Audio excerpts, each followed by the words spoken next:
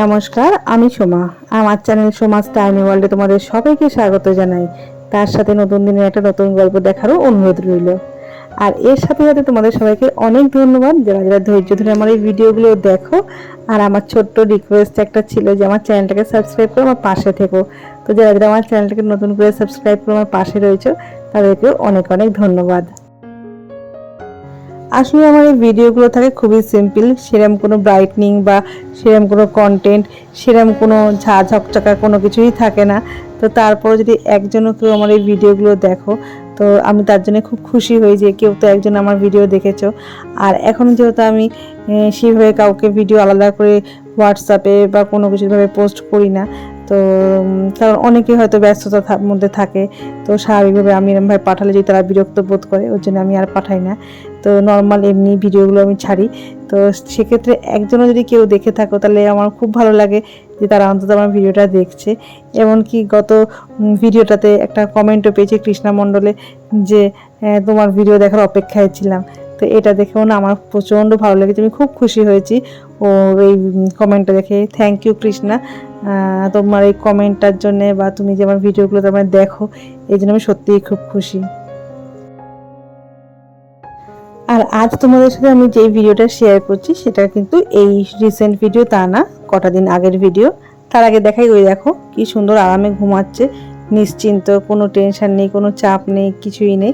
যখন মন চাইছে তখনই যেখানে পারছে সেখানেই ঘুমিয়ে পড়ছে। যদি আমরা এরকম সবসময় যেখানে সেখানে ঘুমিয়ে পড়তে পারতাম কি ভালো হতো, তাই না?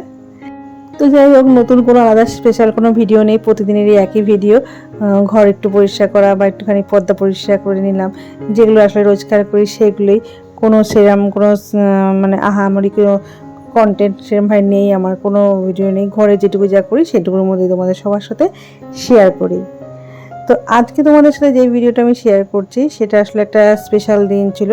তো স্পেশাল দিন মানে এরকম নয় যে স্পেশাল দিন সবসময় ভালো বা আনন্দমুখর হতে হবে, হয়তো ভিডিওটা সেরকম আনন্দ বা কোনো স্পেশাল কিছু থাকবে না। তো স্পেশাল দিন এই কারণেই যে এই যে ভিডিওটা যেদিনকে আমি করেছিলাম এটা লাস্ট আগস্ট মাসের ভিডিও, 21শে আগস্ট। আর এর ফাঁকে বলে নিই একবার, এই যে পাগড়িটা দেখলে এটা আমি আমার ঘরের ছোট্ট একটা লোকনাথ বাবা আছে তার জন্য একটা এই পাগড়িটা নিয়ে এসেছি। উনি আগেও একটা পাগড়ি পরেছিলেন, তো এখন এই পাগড়িটা। আর যেই কারণে বললাম আজকে একটা স্পেশাল দিন, তো স্পেশাল দিন আমি এই জায়গাটা গুছাচ্ছি। আসলে স্পেশাল দিনটা হচ্ছে এটাই যে আজকে আমার মায়ের মৃত্যুদিন ছিল। তো সেই মৃত্যুদিন উপলক্ষে আমি ওনাকে তো আর কিছু দিতে পারবো না, কটা মালা, একটুখানি মিষ্টি, ধূপকাঠি, প্রদীপ এছাড়া, তো সেটারই একটা ব্যবস্থা। তো বুঝুনি আমাকে এই মালাটা এনে দিয়েছিল। মা যেহেতু গোলাপ ফুল প্রচণ্ড পছন্দ করতো, তো বুঝুনি লাল গোলাপ আর হলুদ গোলাপের মিশ্রণে একটা খুব সুন্দর মালা এনে দিয়েছিল মাকে দেওয়ার জন্যে। আর তার সাথে মায়ের পছন্দের মিষ্টি কালো জাম আর ক্যাডবেরি। মা তার সাথে খুব পছন্দ করতো রসমালাই, কিন্তু সেদিনকে রসমালাইটা আর পাওয়া যায়নি, তো তার জন্য আর রসমালাইটা দেওয়া হয়নি। আজকাল সমস্ত মানুষ কম বেশি মোবাইল দেখতে খুব ভালোবাসে, তো আমার শাশুড়ি মাও তার ব্যতিক্রম নয়।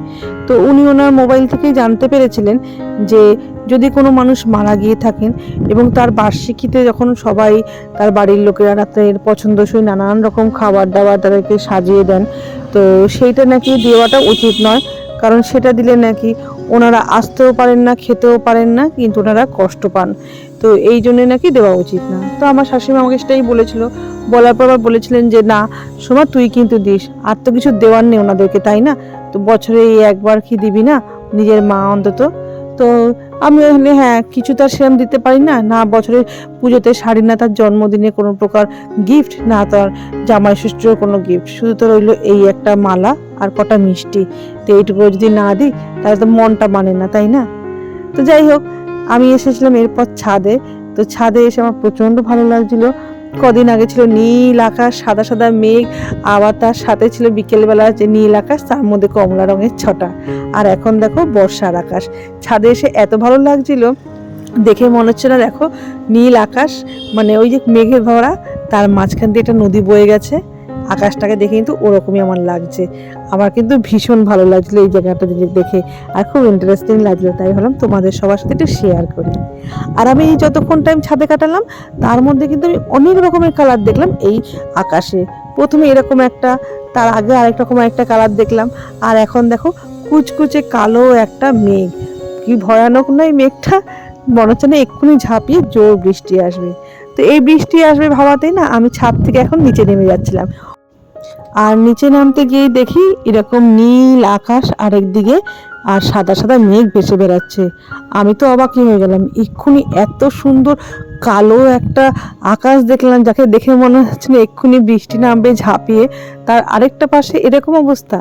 তো দেখে খুব ভালো লাগলো। তা আমি আমার যে প্রোগ্রামটা ছিল যে নিচে যাব এক্ষুনি, তো সেই প্রোগ্রামটাকে আমি কিছুক্ষণের জন্য ক্যান্সেল করে দিলাম, দিয়ে আমি ছাদের মধ্যেই দাঁড়িয়ে রইলাম।